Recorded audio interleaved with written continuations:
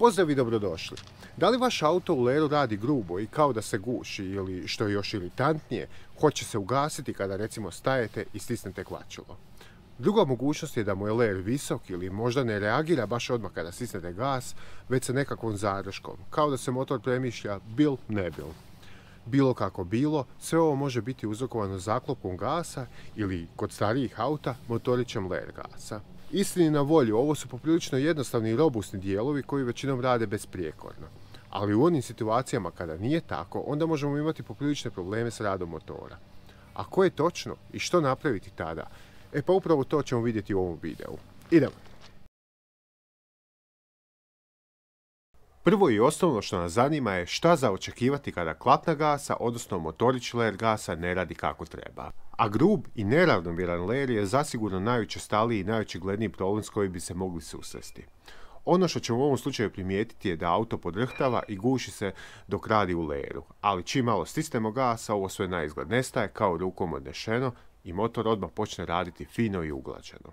Zatim, sasvim slično, možemo imati situaciju da nam se auto, koji inače radi savršeno, gasi u leru. Tipičan primjer ovdje bi bio: usporavamo na semaforu, stajemo, stisnemo kvačilo i auto se ugasi kada okretaji padnu.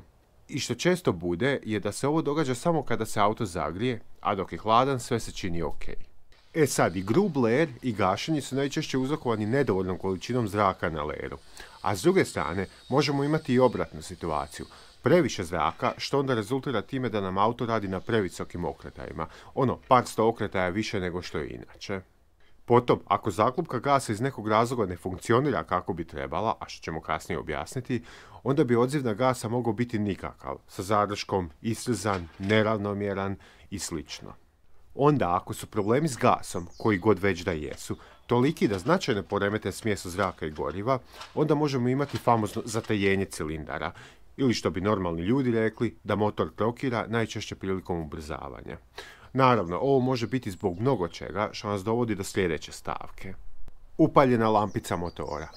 Naime, zaklopkom gasa, ali ler motorićem, kod onih auta koji ih imaju, upravlja kompjuter motora. I ako on primijeti da nešto ne štima, što može biti nešto vezano uz samo otvaranje i zatvaranje klapne gasa, ali i količine zraka koju motor dobiva, onda će sasvim izgledno upaliti lampicu motora. Ipak, ona sama po sebi ne znači nam puno, već moramo ukopčati dijagnostiku i vidjeti u kakvim greškama motora je riječ. I u konačnici imamo potrošnju goriva koja bi sasvim izgledno mogla porasti, što zbog eventualno visokog lera, što zbog pada performansi motora. Istina, osim u nekim ekstremnim situacijama, ovo neće biti značajno, ali opet vrijedi napomenuti. Ok, sad kad smo prošli sve uobičajene simptome, idemo vidjeti kako klapna gasa radi i čemu uopće služi. Dok motor radi, klipovi u njemu idu gore dolje i stalno uvlače zrak kroz usis. Sad, budući da količina tog zraka, ali i goriva koja je uz to ide, određuje koliko će se motor brzo vrtiti, taj protok mora biti nekako reguliran. A kod benzinca, to se radi sa klapnom gasa koja se nalazi na usisnoj grani. Što se tiče same konstrukcije i načina rada, ovo je sasvim jednostavan dio. Kao što bi ime dalo sugerirati, ovo je doslovce klapna koja stoji na usisu. I dok ne stišćemo gas, ona je zatvorena ili skoro zatvorena, što onda sprječava motor da usisava puno zraka i samim time ide u okretaje. A kada stisnemo gas, otvori se, djelomično ili skroz, ovisno o tome koliko smo stisnuli gas, i onda puno više zraka ide u usis, kompjuter dodaje goriva koliko treba a naš auto ubrzava. Sad, stariji auti, načelno do cirka 2000-ih, iako ovo dosta ovisi od modela do modela, koriste sajlu gasa koja povezuje papučicu i klapnu. Jednostavno, čista mehanika. Ali na klapni gasa imamo senzor koji onda kompjuteru govori koliko je gasa otvoren, pa se onda na temelju toga podešava ubrizgavanje goriva. Uz to, manje više svi auti sa sajlom gasa imaju i ler motorić, što je svojevrsni bypass oko klapne gasa, koji propušta određenu količinu zraka u leru kada gas nije stisnut i klapna je zatvorena. Novi auti imaju takozvanu fly-by-wire, odnosno elektronsku klapnu gasa, gdje kompjuter motora odrađuje sve. Znači, ovdje nemamo sajle gasa, ali ni ler motorića, već klapna na leru ostane malo odškrinuto, da tako kažem, i pušta taman dovoljno zraka. I to bi bilo dosta teoretiziranje, nego da mi vidimo koji su najčešći uzroci problema koje možemo ovdje imati. A definitivno prvo na listi su debele, tvrdokorne naslage čađi, prljavštine, ulja i svega onoga što čovjek inače ne bi uopće očekivao u usisu. Ovo najčešće nastaje zbog uljnih para iz oduška motora ili turbine i povrata ispušnih plinova preko EGR-a, što se onda pomješa sa sitnom prašinom koja dolazi u usisu.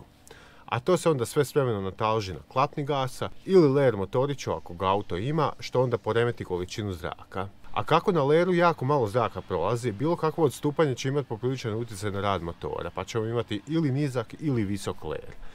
A kada stisnemo gas, onda više nema neke razlike da li ima ili nema nekih naslaga na klapni gasa i sve radi ok. Iste te naslage mogu također sprječavati klapnu gasa da se glatko otvara i zatvara, naročito kod elektronske fly-by-wire izvedbe. I onda se događa da ne reagira odmah na gas ili trzne ili ostane raditi na nekim višim okretajima kada pustimo gas. Ovo je možda najslikovitije prikazano u veoma poznatoj sceni iz Top Geara, Africa Special, kada Clarkson opravi neposlušnu klapnu gasa sa čekićem. E sad, u stvarnosti čekić nije nešto što će nam pomoći kod raznih električnih problema od kojih ovakve klapne mogu patiti. Ovo može biti uzrokovano senzorom položaja klapne, samim motorićem klapne ili instalacijama. Uz to, napomenuo bi ovdje i papučicu gasa, koja u ovom slučaju isto ima senzor položaja u kojeg se ponekad zna zavući puno prašine, što onda ometa signal. A onda se događa da auto ponekad ne prima gas uopće. I ostaje nam još samo riječ dvije za kazati o tome gdje se klapna gasa nalazi i što možemo napraviti s njom. Prvo, lokacija, koja je manje više uvijek ista neovisno o autu. Otvorimo haubu, potražimo kutiju filtera zraka iz koje ide crijevo prema motoru i prije usisne grane imamo ovako nekakvu bleku metala i džek uštekan u nju. To je klapna gasa. Jedna stvar što možemo s njom napraviti je da je probamo očistiti, što znači raskopčamo struju, odšarafimo vike koje je drže priključeno za usisnu granu i onda skinemo cijelu klapnu. I onda uzmemo čistač za kočnice ili onaj za karburatore, on je malo jači i agresivniji baš za ovakvu namjenu i možda nekakvu četkicu. I onda čistimo dok se sve ne sjaji kao novo. Druga stvar koja ponekad pomaže je kalibracija gasa, a kako se to radi ovisi od auta. Ponekad je to moguće samo sa dijagnostikom, negdje je dovoljno odspojiti kleme s akumulatora na par minuta, a kod nekih auta ima određena procedura tipa daj kontakt, stisni gas određeni broj puta, isključi kontakt. Uglavnom kako bilo, kalibracijom se postiže da kompjuter ponovo nauči gdje su skroz zatvoreni i skroz otvoreni položaj, što onda pomože kod ispravne regulacije gasa. I eto, to je što imam za reći o klapni gasa i svim eventualnim problemima koje ona može prouzročiti. Ako sam nešto zaboravio ili imate nešto za dodati, svakako pišite dolje u komentarima. A u međuvremenu, vidimo se!